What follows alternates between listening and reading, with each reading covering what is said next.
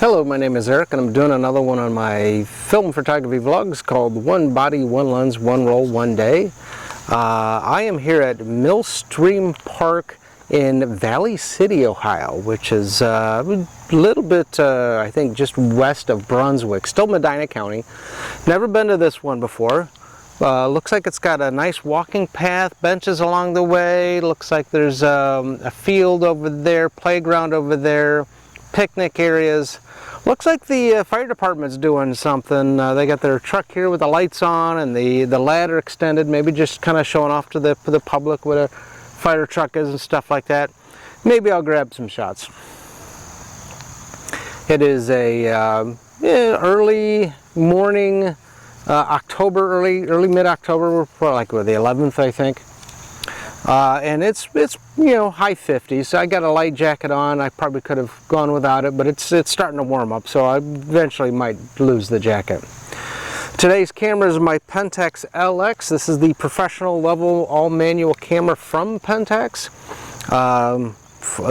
This thing ran almost 20 years, from like the early 1980s to almost 2000, 2001. So very long production run for this camera.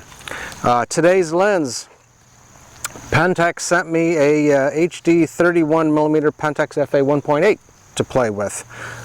So thanks to the Pentax rep. This is the silver version, so it kind of looks very interesting, contrasting against the black body. So this is the HD version, has all the newest coatings and stuff like that, so it ought to provide some interesting results. Today's film is some infrared 400S by AGFA Belgium. This stuff, I had gotten 2 rolls of this a couple years ago, and I don't remember how I shot it back then because I wasn't doing the log. So I'm going to shoot this at 100,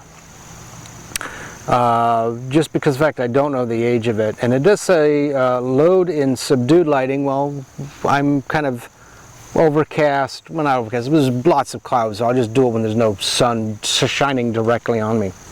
The other thing I got to worry about is I am currently sitting right underneath a black walnut tree. Yeah, they're dropping right about now, so if you hear a random thud, it's probably one of the walnuts falling. Hopefully I don't get hit, hopefully the camera doesn't get hit. Probably not the best place to sit down, but it is what it is. Alright, so I'm going to load it up. Be right back. Okay, so I'm loaded up, ready to go. The 31mm is slightly wide. If you want to figure it, like a 50mm is about the same as you would see through one human eye. About 35mm is about 2 human eyes. This is slightly wider than 2 because it's a 31, depending upon your particular vision. So I'm going to be kind of doing some nice wide stuff. It does have a 1 foot minimum focus, so I'm not sure I'm going to be able to do much macro, but I'll get some cool landscapey type stuff, the trees, see what the infrared film can do. Now if I had an infrared filter, I could have thrown it on it. I do have one, I just didn't bring it, and that would have maybe enhanced the infrared, the kind of ethereal type look that infrared film has. Since I didn't bring it, I got to shoot without it and see what I get. Alright, let me go get some shots. Be right back.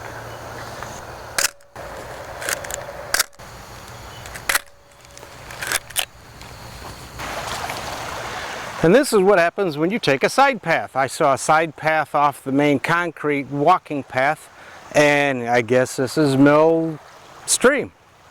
So cool stuff. Don't forget when you're walking around, check some of those side paths, get some cool stuff. I see a really cool tree over there. I've got the water, I've got this little tiny waterfall going on, I've got a bunch of stuff that way, cool clouds coming in. Let me see what I can get. I might be here for a few. Alright, that was my last shot. Thought I had one more, but I guess not. Alright, so again, with these old manual cameras that you rewind yourself, there is a release button on the bottom. I tend to push and hold, but you should push it in.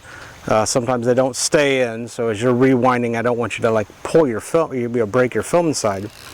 So you rewind it, it's about as many rewinds as about as many shots as you took. So this is was a 36 exposure. Now this camera does something a little different, where a lot of other cameras, as you rewind the film, it stays on your whatever last shot you took. So if it was 24 or 25, you took 24 or 25 shots, and it stays there until you open the back and to get the film out, and then the counter resets. It's a little spring load. Probably most of the manual cameras out there have that. This one does it a little differently. As you rewind, the counter's rewinding with you, so you can kind of see where you're going to end. It's almost like it's a little assisted, which is kind of cool because it actually makes this very easy to rewind. You're not like fighting, then you feel it let go. It's just very nice and easy. Just remember, with true infrared film, now this is not true infrared, this is, I would say it's infrared sensitive. True infrared, which they don't make anymore, like Kodak HIE, and I did an episode with a roll of HIE and I screwed it up, so go back if you want to watch how I screwed it up. That's cool.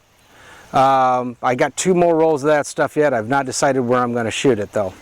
That's about 30-year expired stuff. But true infrared, load in complete darkness, unload complete darkness, because any type of light can affect it. Infrared sensitive film like this, like some of the Rolly or AGFA infrared film that I've shot previously, and Ilford SFX, you can load in subdued lighting. Now those usually have a rated ISO, so you can actually shoot them at 400 or 200 or 100, versus old classic HIE, which is like ISO 50 or 25. You can vary it depending upon the effect that you want. So if you're going to shoot some true infrared, be careful how you load it. If you shoot some infrared sensitive, do it in a subdued lighting, shadow of a tree, your own shadow should even be good enough. Load it up in your car before you step out of the car, that type of a thing. Boy, that sun just came out, didn't it? Alright, so today's camera was the Pentax LX, their professional level manual SLR, on par with an Nikon F3 and Canon F1, even on par with Olympus OM4. There is a titanium version. This is not it, otherwise it'd say titanium right there. That would probably triple the value of this camera. Today's lens was a Pentax FA HD 31mm 1.8 that Pentax let me borrow for my project. I'll have to send it back shortly and thank them and post the links to the ones that have this lens in it. And then today's film was some infrared 400S made by AGFA Belgium, semi-infrared, load in subdued darkness. So not truly fully infrared, but semi-infrared. I pulled it back 2 stops because I don't know the age of it. I got it in a collection a couple years ago. I shot 1 roll of it. It turned out fine, but I think I pulled that one back also. I think I pulled it back to 200. So this is pulled back to 100. So we'll see what I get. If I get a little dense negatives, I'm okay with that because I can just scan them differently. I'd rather have overexposed dense negatives than underexposed very thin and not getting anything. So the photos will be posted at the end. Hopefully I get something out of this. Feel free to give them a thumbs up if you like the results. Feel free to comment on your experience with infrared film, whether it's the AGFA 400S, the Rolly, the AGFA, or Ilford SFX. I do like SFX, it's kind of cool. The others I'm still getting used to, but I've shot a couple rolls of SFX. I haven't posted them. I think I did 1 episode with it though. Alright, feel free to, like I said, comment on the stuff. Feel free to give me a thumbs up. Feel free to subscribe because I try to put out new episodes every Friday and every Saturday. Different cameras, different lenses, different locations. This is my first time here. Glad I went off the broken path and found this little the river, which is kind of cool. All right, thanks for watching. We'll see you next episode.